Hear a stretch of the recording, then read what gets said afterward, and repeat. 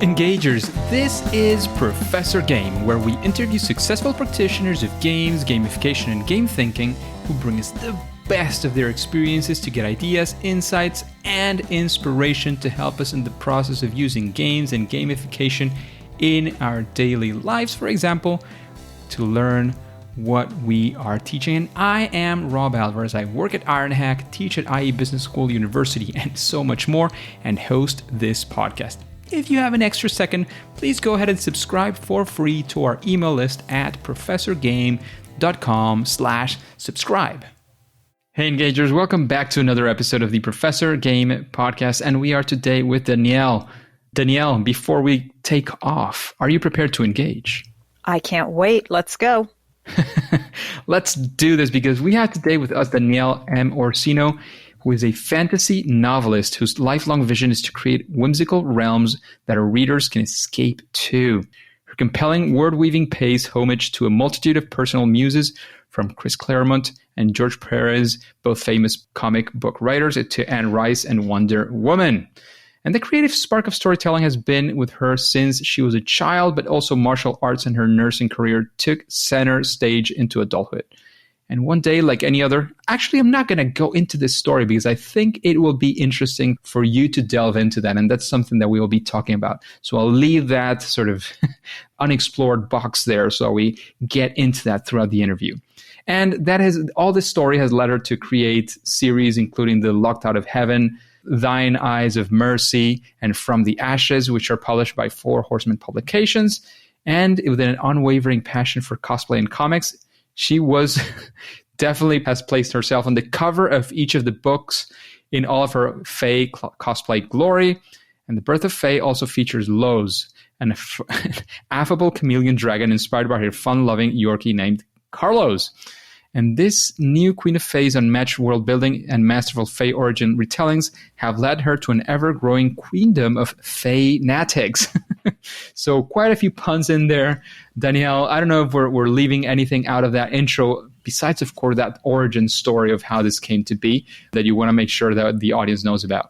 Sounds like you got it all pretty good. Good stuff. So Danielle, what is, being Danielle in these days looks like? I don't know, if you want to run us through one of your days, one of your weeks. I don't know. We want to sort of be there with you and get to know you a little bit better. First of all, thank you for having me. I really appreciate it. I was looking forward to this all week. So that's, I'm always excited about these kind of things. And I think your podcast is very unique in its material and content. So thank you. My day is consumed by the veil, the world that the Fae live in, and always writing and building it out bit by bit and a little bit more. And if there's some cosplay involved, all the better. I'm always dressing up as my characters to make the world feel a little more lived in. I think it adds authenticity to it. I don't know if enough authors live in the world that they create. And I'm all about living in it, breathing it, and exploring it along with my readers. Because I think if I do it, it makes my passion for it grow and more people are going to want to visit it. And I live with two of my dragons, Carlos and Penelope, who are both creatures in the veil. And, Los is Los the chameleon dragon, and Penelope is Lady Penelope, a white deer who leads the Aubain faction later on in the series, and who doesn't love their pets to live on forever in some way, shape, or form. And mine now get to do that in the veil. So I have them running around all the time, and they're always sources of inspiration in some way, shape, or form, which I kind of love. But it's always, something new is always kind of going on, and I'm still writing more books to the series, more novellas, and then designing things for it. And then I make a lot of the armor for my cosplayer for the covers, which the Four Horsemen, my publishers, decided to put me on after they saw my cosplay as the characters. They were kind of like, what are you doing with these pictures? And I really didn't know. I was just holding on to them because I was just experimenting as the characters, just to figure out, would this character wear a cape? Does it work when they fight? Little things like that. And they were like, well, we're going to throw you on the cover. So lo and behold, I became, as they call me, the next Fabio of fantasy, as a joke. And it kind of stuck, which is, hats off to the Four Horsemen for taking that risk to put an author on the cover of a book that's not a biography or nonfiction. There's not many, that could say, oh yeah, I'm on the cover of my book. That's great. I was really I was flattered. I was scared out of my mind, but it worked out. It's great. So every day is different, which is awesome. But I'm also always doing research because I think a lot of people don't think fiction books, especially fantasy, has research involved. You think about that for nonfiction, obviously, for historical books, and maybe for historical fiction, people will think there's some research involved. But for fantasy, no, there's just as much research. If you're going to build a map, you have to start thinking about, okay, where's the bodies of water? Where's your mountain ranges? What are you going to name them? What languages? All those things, they go into your book. If you want to write a good one, if you want to have a system, all of that has to be discovered. You have to build it from the ground up. There's no existing system. There's no existing mountain range. You have to turn around and figure out, where am I going to put this? Who lives there? What kind of creatures live there? That all has to be figured out. So that takes a while. And that's where some of my time goes to. Good portion of my time, depending on where you're at in your series or where I'm at in my series at that point. And that's research. It's funny. I was thinking when you were saying about calling it research, it makes a lot of sense because you're researching into what your world actually is. But at the same time, it's something that is not there, so you're creating it. So you're sort of exploring your own creation in that sense, right? Yes. It's an odd thing because you're creating it, you're the architect, you're the world builder, but you're doing research at the same time because as you're creating these creatures, you have to think about, where do they live? What's the climate? What did I just make? If you made, I have the speleons, which are cave-dwelling gnomes in my world, and their skin secretes this acid where they're able to mine and then kind of shape crystal, but they don't love living above ground. So I had to sit there and think, okay, what are they going to look like? Well, where are they going to live in the Vale? So it was like, all right, how tall are they? Because they're living underground. So they're not going to be these big, tall creatures. Because if they're living underground and they have to create their habitat, do I make them tall? No, not because they're not going to sit there and want to mine big, tall caverns. That's not really what they do.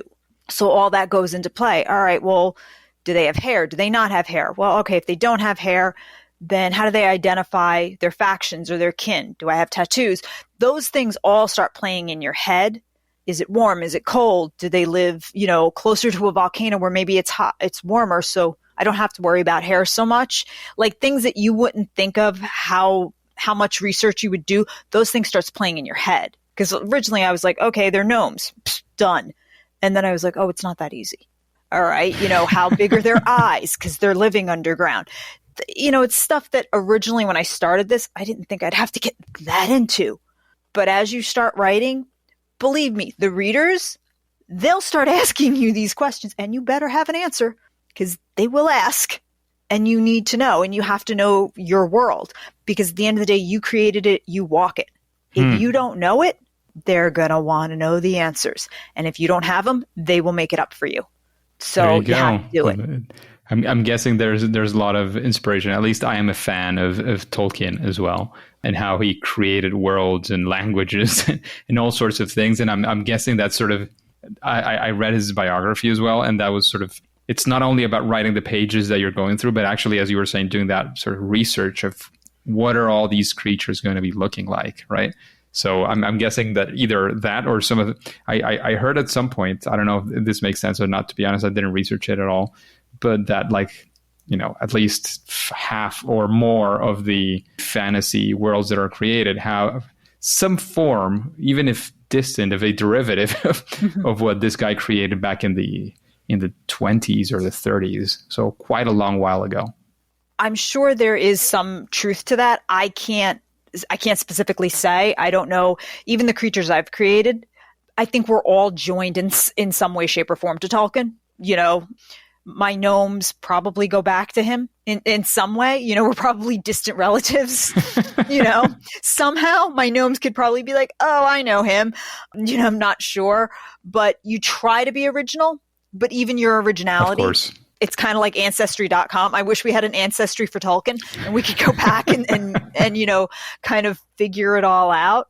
But it's interesting how it all comes to be. I have dryads. My dryads are probably 100%, I should say they're probably 90% different from someone else's dryads who may have taken a literal translation of the dryads from somebody else. You know, we're all a little bit of a derivative of somebody. But then my white deer, my Aubain faction of deer are different than someone else. You know, there's a lot of people that are like, oh, the deer are the spirit animals of the forest. My white deer are different, you know, than someone else's. And we just kind of keep going off. Now, my mermaids are different, and it's kind of funny. I forgot to put, when I did the chests, I forgot nipples. I just totally forgot them. I don't know how I did that. And I was describing them, and then I was literally halfway through book 2 when I went, I forgot the nipples. And it was one of those moments where I was like, they don't have nipples. And I stopped, and I remember turning to my editor at the time, and she was like, you don't have nipples. And I said, no. I was like, I don't know why. I just forgot them. And she's like, and what are you going to do about it? And I sat there and I went, well, they don't spawn. They are not capable of birthing children, offspring. I said, so that's why they don't have nipples.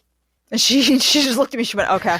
She's like, I'm not even going to argue with you on this. She's like, because I don't know how you forgot those. And I said, because I was so worried about giving them this defense mechanism of when they swim, their skin is able to reflect the water pattern. So they blend into the water.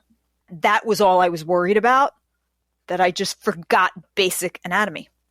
And so it's like you make some of these mistakes and you're just like, gosh, you know, how do you forget that stuff? But, you know, you get caught up in trying to make your stuff different because everybody's seen a mermaid. Like we all know, you know, it's one of those things where it's like we kind of all know what this is.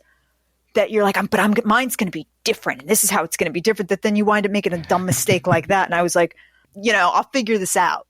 So, sure. And actually that sort of blends into one of the first questions I was going to make about a time where you set out to do something and there was some form of a failure. And there you have it. You forgot the nipples and you came out of it, you know, creatively and realizing some things, you came out of it as well. Yeah, I was able to turn it around, but you know, those things happen and you just kind of go, all right, I'm not going to go back and rewrite something. So you just kind of go, all right, well, it happens and move along. There you go. So actually spinning it around and going for actually a time where, you know, you set out to do something, it actually ended up being a massive success. And here perhaps I'm going to pinch you into that origin story of the creation of these whole worlds. Maybe that could be an interesting place to go to, because I'm sure the listeners by now are expecting to hear some of that. My origin story is quite different. Let me preface it by saying first, everybody, I'm not a classically trained author. I'm sure you guys have all figured that out by now. So, you know, let's start with that. I was working as a nurse in a Lyme disease clinic. When I say clinic, it was the basement of the doctor's house. So once again, everything about this is unorthodox. And we had IV drips every day. So these patients dripped Monday through Sunday, 7 days a week. And I had a patient who I became very close with. I started the job. He started his drip on the same day. So we were walking this world hand in hand pretty much. And he just didn't want to do it anymore.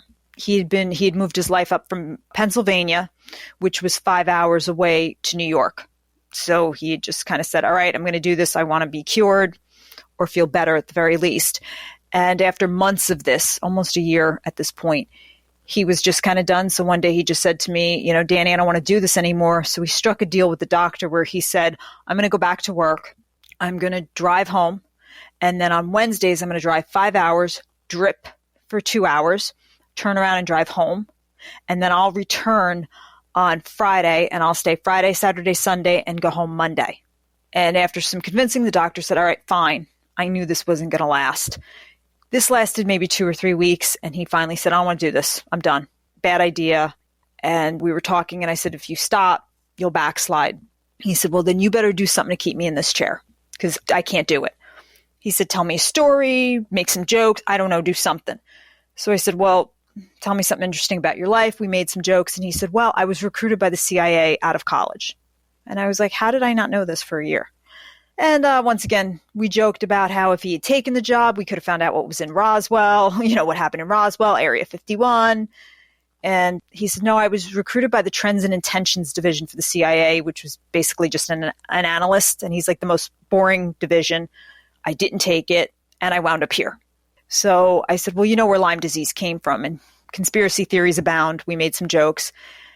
And out of my mouth to this day, I don't know what made me say it. I said, no, Lyme disease is from the Fae. I wasn't reading any books about the Fae. I just popped out of my mouth.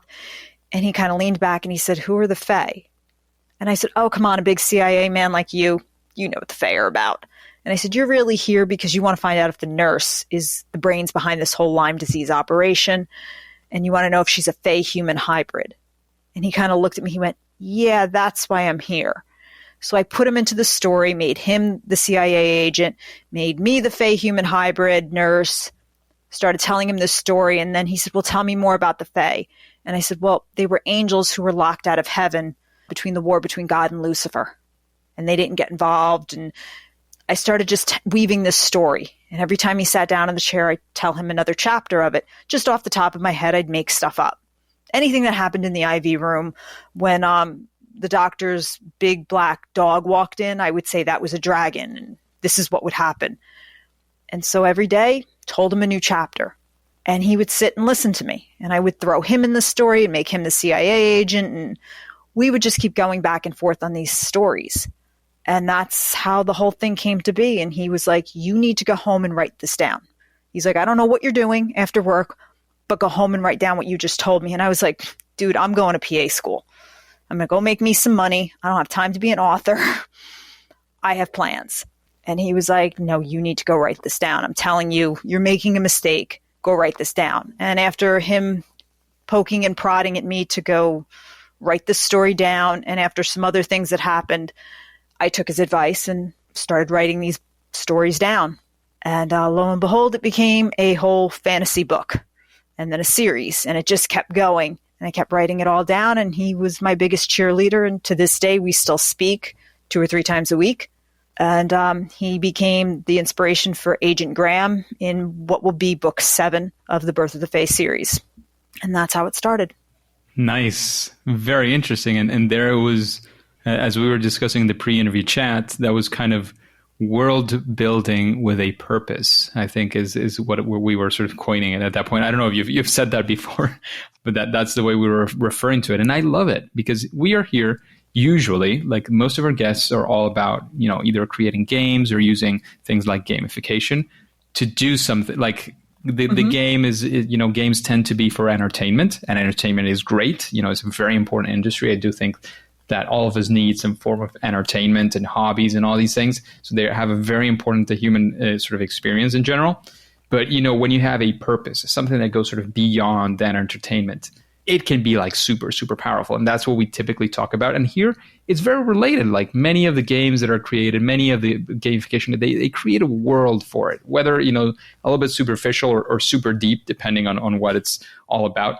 And that's the reason why we have you here. And I love your origin story in that sense. And, how that has led you to this whole career. And are you sort of full-time on this? Are you still doing some nursing? How's that going for you? I'm full-time on this. It just evolved, and it kind of happened in just one of those ways where the universe started throwing pebbles at me. And then when I kept going, no, I'm going to PA school. I'm going to do this. I'm going to keep going with health career. It was like, here's a boulder. It was like a rock and then a boulder. And I'm like, oh, okay, I'm supposed to be doing this. Got it. So I am doing this now full time. The 4 Horsemen Publications picked me up and they were like, no, we need more books. And so they have me on a very strict writing schedule. I have novellas. I have oracle cards coming out, different things. So my world is pretty much the Veil, and that's what I do. And I love it. Don't get me wrong. I completely love it. It's allowed me to really delve into this.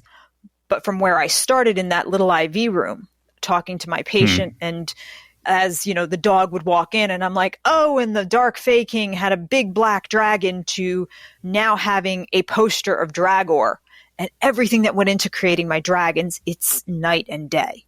I mean, you want to talk research. I had to talk to a veterinarian about it. I talked to a mechanical engineer, a physics professor. my dragons, their whole culmination and their origin themselves was actually a community college engineering departments. They were their midterm exam. So, I mean, imagine I walked into Westchester Community College, met with the physics professor and the mechanical engineering professor, and explained to them, I want dragons that if they were on Mythbusters, they would be plausible. And said, I want them to fly based on the albatross theory of, thermals. I said, here are the measurements. What can we do? And they wound up giving presentations for their midterm exams on my dragons and if they would fly. If they would actually fly, right? Yeah, if you could get my fire. dragons to fly. For fire, ice, and acid, I actually worked with a veterinarian. I worked with Dr. Gil Stanzione of Dakota Veterinarian. I went in with him. He was my dog's vet. And I said, I have a theory on these 3 oral defenses for dragons. And he was like, I remember he looked at me, he went, oh God, Danielle. And he put his head down. And I said, I need to get them to breathe fire, ice, or acid. And he went, Danielle, it's dragons. I said, hear me out. I'm like, what if I build it from the digestive system out? And I remember he took his glasses off and he went, before I answer you. And I was like, yeah. He goes, what is this for? And I was like, it's for my book. I'm like, just go with me on this. And he went, I'm listening. And he said, the digestive system. I said, based on bacteria. And he actually stopped and he went, I can't believe I'm about to say this. He went, it's actually not a bad idea. And I brought out little index cards and I said, here's fire, here's ice, here's acid. And he looked at it and he picked it up. He went, I can't believe I'm going to say this to you again. He goes, he's like, this is plausible. And I went, all right, I'm going to stop you there. He went, no, give me the next one. And I kept giving him more information. He went, Danielle, this is actually good. And I was like, really? He went, this isn't bad.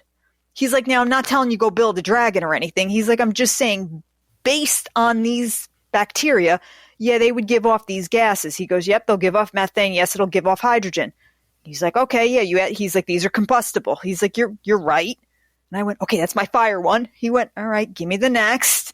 And I'm like, here's my acid. And he looked at it and he went, you're building this off the Komodo dragon. He went, all right. He goes, you're going to pump it through. He went, this isn't bad. He goes, you got a fistula under the tongue. He went, all right. He goes, and he just looked at me. He went, you got something here. And I was like, I could make, he goes, all right, give me the next one. And I did. And he went, and he looked at me. He went, you got a gizzard. He said, you base this off a bird. And I went, yeah. And he was like, draw him up and bring it back. And I did. And we sat and we figured out the digestive system of all 3 of them. And he was like, he turned around, he went, you got extra parietal cells. And he's like, I like it. And so we figured out all the dragons, but the dragons took 9 months to build. Wow. From the flight to the digestive system. And by the end of it, my dragons are not the size of 747s, first of all, by any means. So Neil, deGrasse Tyson, DeCross, whatever, don't come after me. They're not that big. Don't start getting all physics on me, honey. It's not that big.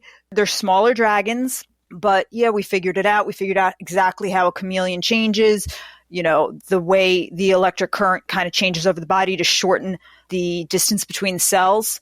So the wavelength changes and what the eye sees. And we did all of that.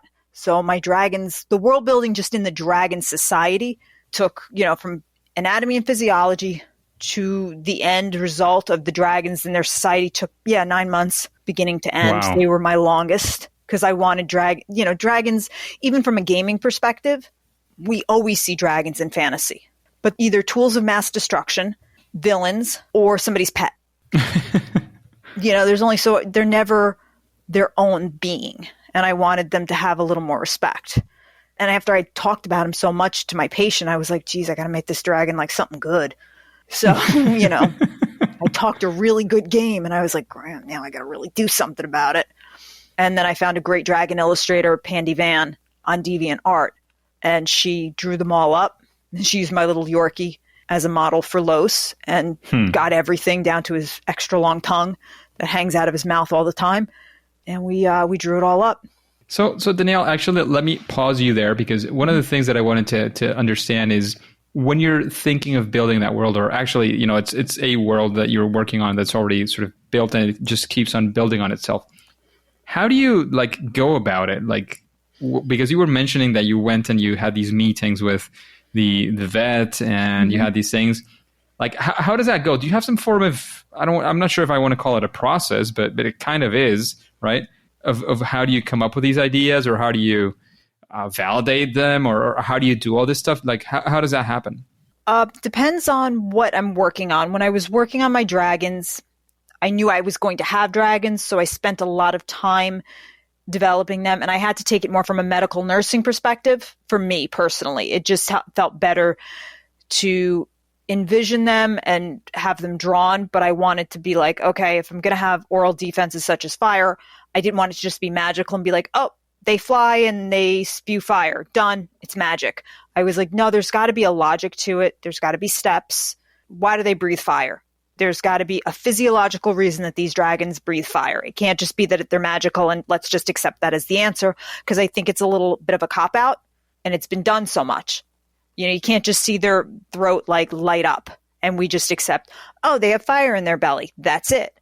And like, let me go a little deeper, because for me as a writer, now I have a reason. It helps me write that better. So that was the dragons.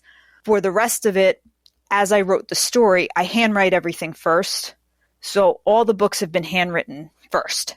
Then I go to the computer, and that's where the first set of edits are done. As I'm typing it out, or even as I'm handwriting it, whatever I'm doing, as I'm doing that, it helps me to visualize, okay, they're in the Vale. They're in the Foralina forest. Well, what does the forest look like? Let me figure this out and get the landscape down and start building it up or building it out a little bit, because then I can kind of picture who's there. So I have to go and research if I want the Foralina forest to look like a bunch of tall lilac trees. And I know everybody's like, lilacs are bushes. Well, in my world, they're big trees. So let me go and see what the closest thing I can find picture-wise to that would look like. And then I create kind of like a mood board, you know, or I'll make a slate that has trees that kind of look like what I want it to look like. And sometimes I'll go find an illustrator and say, I need you to draw this landscape out. And then I have it. And I'm like, that's my Foralina forest. And I kind of put it up on the board. This is where, you know, the Bridge of Yorkie is. Okay, I've got that. What goes on here? Is this my neutral Fae territory? Where is this? And I kind of create a little story in my head of what goes on here. And then I keep moving on and building out that map. And I figure out who's where and what the little stories are in that. And I might just put a little sticky note on it. Like, here are the factions that live here. And I create my author index. Here's what goes on in the Foralina forest. Here's what goes on in the Sacred Grove. Here are the trees. Here are the factions, light Fae, dark Fae, whatever. And I just continue to build the map out as the story grows. And then I can kind of add more color to the story. Nice. It seems like a very interesting way of approaching it. And given, of course, you were mentioning all of this of the vet, and for a second I did forget that you came from a sort of medical background, being a nurse. It was like, well, how did you get into all of these depths? And of course, you did have an advantage there. And that's where you never know where your background is actually going to lead you, your area of expertise. Sometimes you say, oh, why did I study this? And you know, I lost my time, but you know, being an author of fairies and these fantasy books, you're actually using your medical expertise in there. So it's interesting how things sort of come around. They say like, oh, you know, like, I don't know, like the guy of Apple, he was doing typography before starting Apple, and that's what kind of led him to these beautiful fonts and all that stuff. There's always ways in which our background is going to lead our curiosity and some of the things that we're able to do. So I find that super, super interesting from your ideas as well. And all that process that you sort of go deep into that.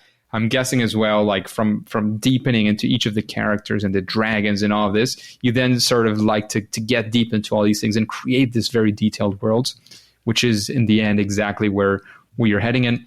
And before we move on to the sort of final questions, I know you mentioned you're doing some form of a game related to your world.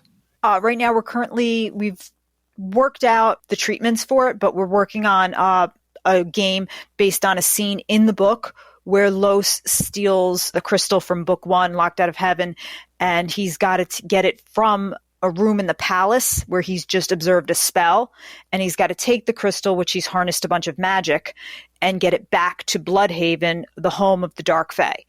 So we're working on we've developed, like I said, the treatment, what's going to happen, and we want it to be a mobile app game. We've talked to some investors, and we're still in talks with some others, but we're in the process of it. We've actually done some sketches of it already, and shows Los flying through the Foralina forest. But the goal of the game is you have to get the crystal back to King Jarvok safely.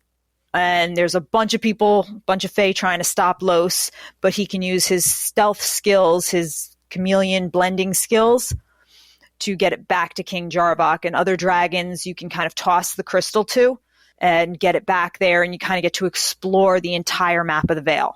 So it'll give you a chance to see it, and then you can unlock some pages from the book and kind of a graphic novel of the book at the same time, and learn a little bit more about the Vale and about Los himself and where he's come from and the other dragons. Neat. Are you, because I'm guessing you have all these things that are coming from your world, but there's also sort of the game design side of things. Are you doing that yourself? Are you working with somebody? We have 2 places that we'd like to work with that we've already spoken to. So we're kind of looking at that. And then we have a possible console game based on a novella that's coming out with the dragons that would be kind of Mortal Kombat meets Dodgeball. The best way I can describe it without giving away too much, but a dragon tournament that would have more synergistic and dynamic play. So you would work in tandem with a pair, and you could be a Fae rider or a dragon, or you could be both and play against a team. So it's nice. It's definitely different. We've had a lot of people that are like, you need to do that game. So we're definitely talking to some people, and they'd like to see it. But as you know, console games take a long time to develop. So we're going to start with the app game with Los, and anything that can star my Yorkie. I mean, I'll never be able to live with him. He'll be a pain as it is. He thinks he's the star of everything, but that's okay. We're good with that. But it would be, that's kind of our goal. And anything that allows people to explore the Vale from different angles and introduces us to a new audience, I think is always a good thing. And I think fantasy just lends itself to gaming. It certainly does. So, Danielle, I mean, final few questions. I mean, after hearing this and understanding a little bit more of what we get into, and the whole gamification, creation of things again with a purpose. In your case, the purpose was sort of helping this patient stay in their seat and do what they had to do to get better.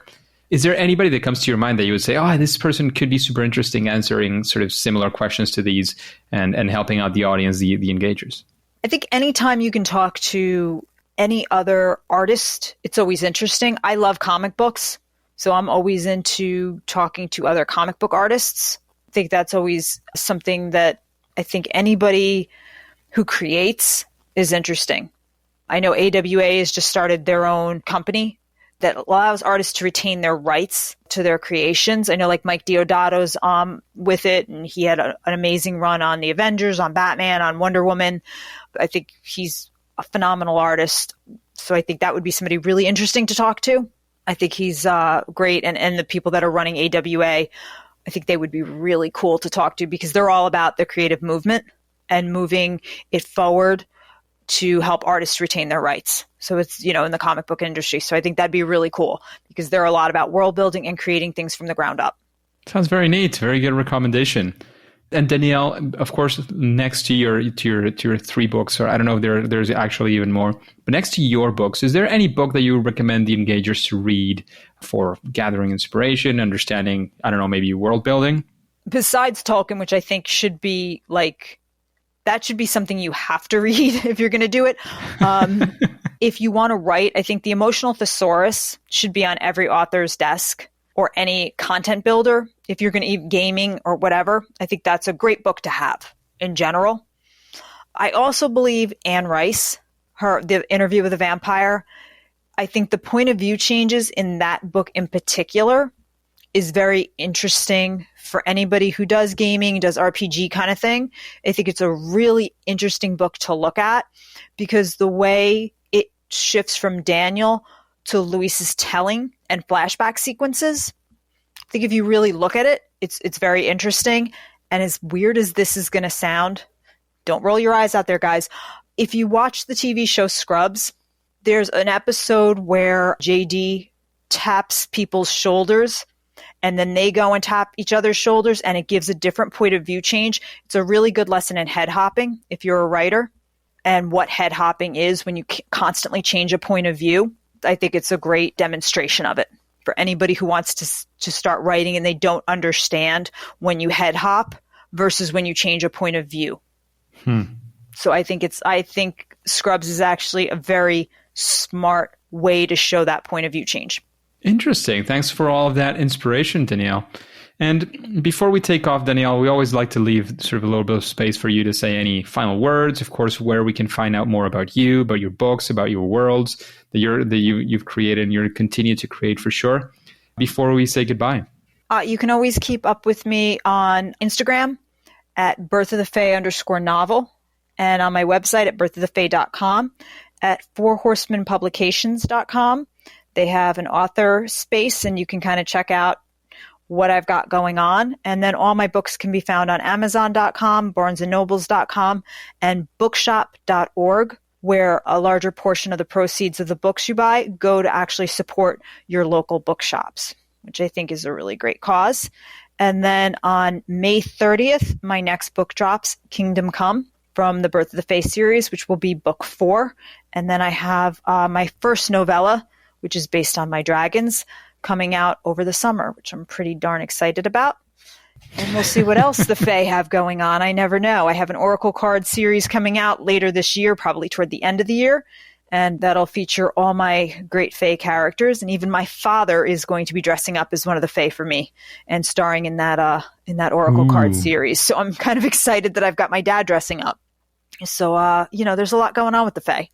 It does sound like it. Definitely good to keep up with all the exciting stuff that is going on. Again, engagers, sometimes even just for the inspiration, the whole world building that is out there. Of course, definitely to have a good time as well, reading some cool books.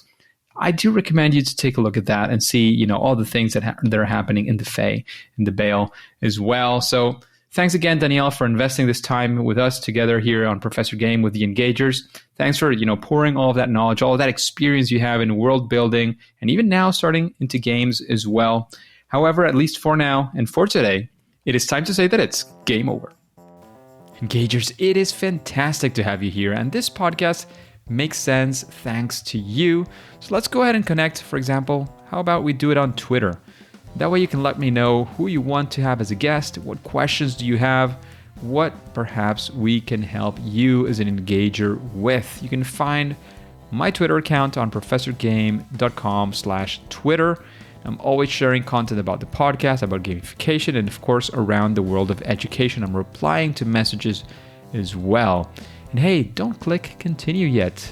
Remember, please, to go ahead and subscribe or follow for free using your favorite podcast app and listen to the next episode of Professor Game. See you there.